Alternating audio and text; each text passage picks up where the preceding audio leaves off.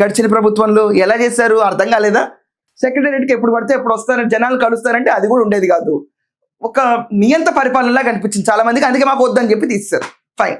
ఇదంతా అయిపోయిన తర్వాత వాళ్ళ చెల్లెలు గారికి వచ్చినప్పుడు ఇది జస్ట్ టాసెస్ అని మాత్రమే, ఇంకా ఫుల్ మ్యాచ్ రెడీగా ఉందన్నారు. దాంట్లో ఎన్ని వికెట్లు ఎగురుతాయో ఏంటో, ఆవిడైతే ఫుల్ ఫ్లెడ్జ్డ్ లో క్యాప్టెన్ లెవెల్లో రెడీగా ఉన్నారు. నాకు జాగృతి టీం ఉంది, నేను బ్యాటింగ్ మొదలు పెడతా అంటున్నారు. ఇదంతా పక్కన పెడితే ఎవరైతే రేవంత్ రెడ్డి కంట్రోల్ చేస్తారో ఒకసారి రిజల్ట్స్ చూడండి. ఫేజ్ 1 ఆఫ్ గ్రామ పంచాయతీ ఎలక్షన్స్ చూసుకుంటే ఇక్కడ కాంగ్రెస్ కి 2198 ప్లేసెస్ లో గెలిస్తే బీఆర్ఎస్ 1123. ఇక్కడ తెలియ ఇట్లా సగానికి సగం.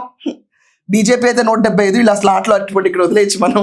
సో మనకి ఇక్కడే అర్థమవుతుంది కాంగ్రెస్ కి ఎంత హవా ఉంది. కాంగ్రెస్ హవా కాదు, ఇది రేవంత్ రెడ్డి హవా, సన్న బియ్యం హవా, రేవంత్ రెడ్డి హామీల హవా, రేవంత్ రెడ్డి ఉంటాడన్న హవా, ఈయన మన ముఖ్యమంత్రి రాష్ట్రాన్ని బాగు చేస్తాడని గ్రామ స్థాయిలో కూడా జనాలు నమ్మిన హవా.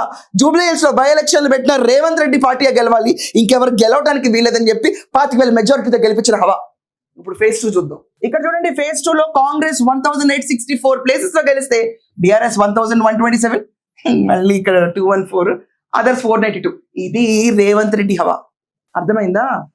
ఇంకోసారి రెఫరెండాలు ఇలా తీసుకోవాలి. ఇదే మూడ్ ఆఫ్ ద నేషన్ అంటే మూడ్ ఆఫ్ తెలంగాణ. జై రేవంత్.